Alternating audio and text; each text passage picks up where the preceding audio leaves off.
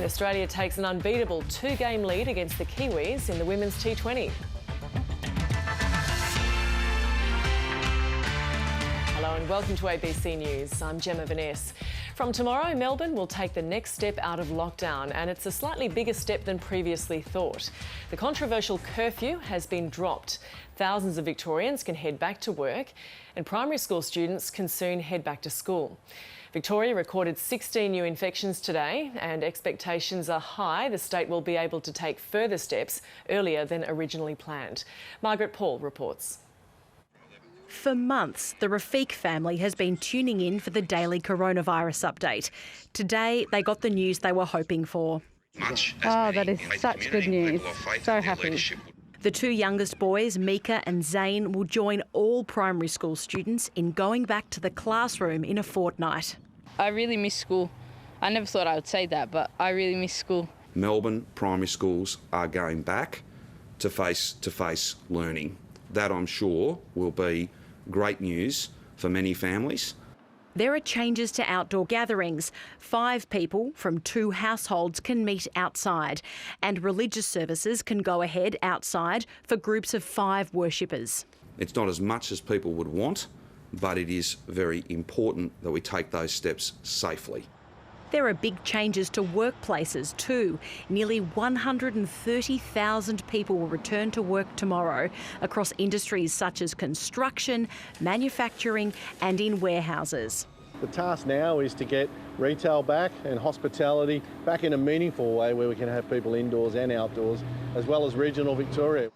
The penalty for doing the wrong thing increases to $5,000, but the controversial nighttime curfew has been dropped. The curfew is not a proportionate measure to have in place going forward. With the 14-day average of new cases currently at 22.1, modelling is showing Melbourne could reach the next trigger point of 5 average cases a day within 3 weeks, which should see another larger step out of lockdown around October 19, a week earlier than planned. This is a strategy that is designed to get us to a COVID normal Christmas. We are well on track. In fact, we are ahead of time when it comes to achieving that outcome. Some say it doesn't go far enough. We deserved a heck of a lot more than what we got today because there are too many kids, there are too many lives, there are too many jobs, there are too many businesses that are all suffering today, and unnecessarily so. And the Prime Minister has added his voice to calls for Melbourne to ease more restrictions sooner. Scott Morrison says he's concerned about the mental health impacts of living through a prolonged lockdown, a lockdown he's described as one of the longest in the world. Margaret Paul, ABC News, Melbourne. For the first time in almost 4 months, there have been no new cases of coronavirus recorded in New South Wales. And while it's welcome news, health officials are still concerned that the virus may be spreading undetected. And with school holidays underway, there are fears the virus could travel to regional areas. This is extremely positive for New South Wales. No new cases of coronavirus have been recorded in the past 24 hours, and it hasn't happened since June the 10th. That was before Victoria's case numbers rose rapidly and led to outbreaks here during July and August. But authorities are warning that just because there are 0 cases today doesn't mean the virus is not out there undetected. And there's concern about the virus spreading as people travel to regional areas and socialise during the school holidays, which have now started. We've had low case numbers before and they've come back, so although it's very exciting to have such low case numbers, it still doesn't mean that coronavirus is gone. So we still need to be vigilant about our social distancing, making sure that we go and get tested if we have even the mildest of symptoms. Testing rates in New South Wales have been declining. In the past 24 hours, there were 12,000 tests done, but the government wants that figure to be above 15,000, even on weekends. No new cases will undoubtedly raise questions about restrictions. While they have been gradually easing, the number of visitors at a home is still limited to 20, and 20 people can also gather in a group outside. There are still tight restrictions around hospitality venues, and nightclubs are not allowed to reopen yet, and music festivals can't take place. Despite the good news, the government isn't rushing to make any decisions to change the rules already in place. It's been talked about for most of the year, and now there are signs a special travel bubble could allow New Zealanders into some Australian cities by Christmas. The Kiwis are eager to come within weeks, and the government here is keen to let them in to slightly soften the severe economic crunch the tourism industry is feeling from the closed borders. Here's National Affairs correspondent Greg Jennett. Find your moment is the pitch for relaxation in the Daintree, or even for creativity, if the walls around Victoria ever allow it.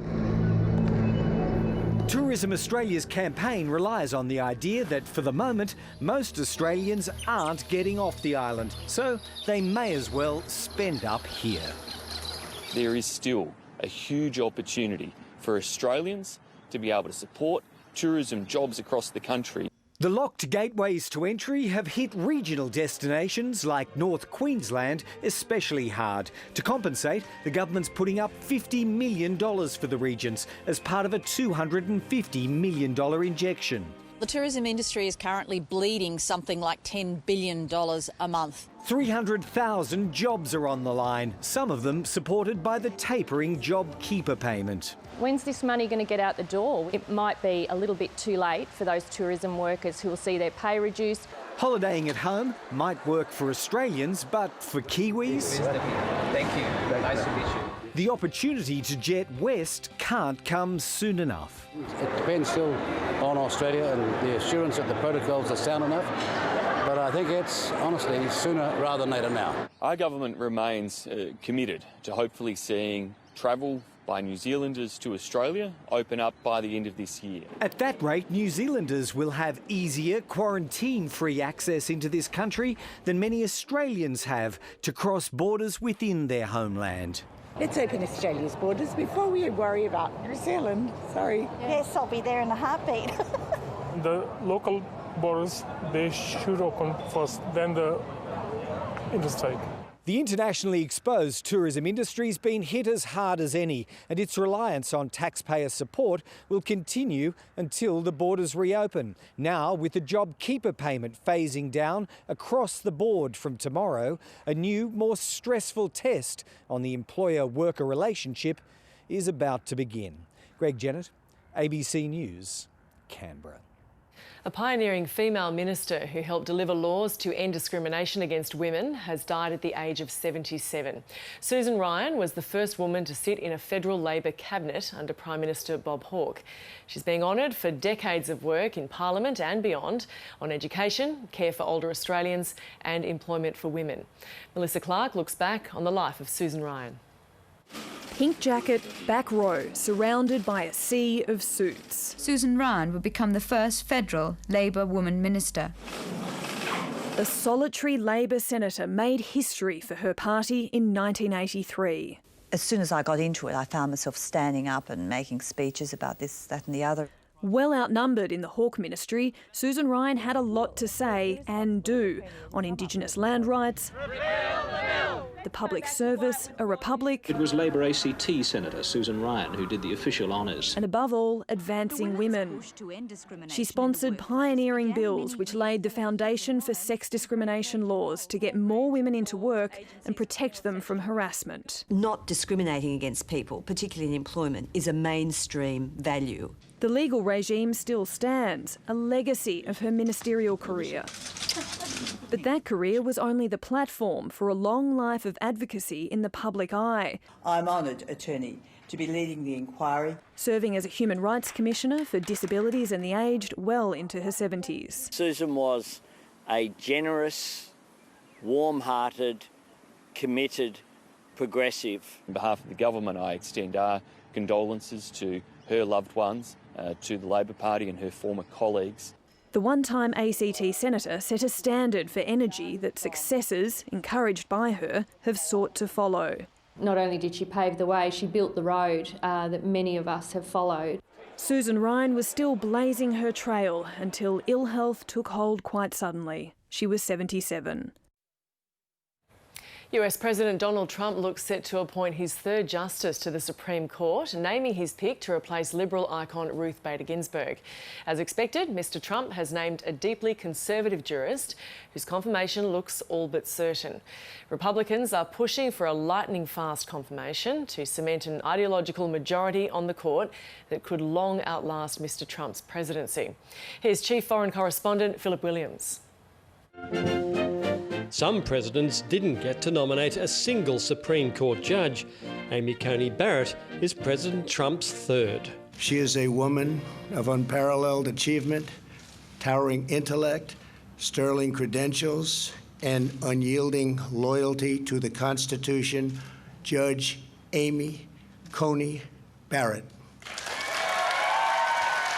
The staunchly conservative judge has already had a stellar legal career and reassured the nation her job is strictly about the law.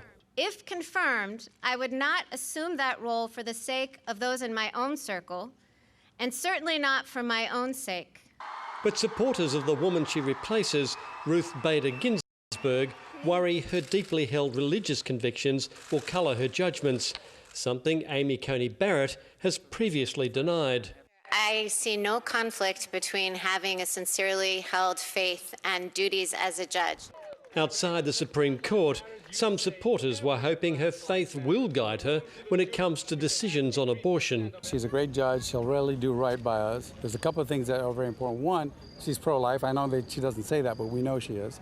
But others fear a court dominated 6-3 by Conservatives will mean an end to health care for more than 20 million Americans. I'm really worried that if she's rushed under the court and gets to decide that case, lives could be lost. But first, this mother of 7 children must face a Senate hearing, something the President wants done ASAP. But it's going to go fast. We're looking to do it before the election. Congratulations, Amy. Outnumbered in the Senate, there's not much the Democrats can do to stop the nomination. Just about everything that America believes in and stands for when it comes to issues like health care and labor rights and LGBTQ rights and women's rights. Judge Barrett stands against all of that. For all the controversy, if she is approved, her appointment will help shape the fabric of this nation socially and legally for perhaps decades to come. Philip Williams, ABC News, Washington. As the United States prepares to fill its vacant Supreme Court seat, the Australian government is quietly selecting 2 new judges for our own High Court. Justices Geoffrey Nettle and Virginia Bell will both retire in the next few months when they reach the age of 70. But the process of replacing them will be starkly different to that of the US. There's just no Australian alternative. Ruth Bader Ginsburg was truly a celebrity, complete with merchandise. She had attained something of a sort of superhuman status. But there is a stark difference in the two systems. In the US, a Supreme Court appointment is for life. Here, judges retire at 70. And the Australian High Court is subject to the separation of powers, with a much more political role for the US Court. And here, there's no public scrutiny. The government decides who will sit on the bench.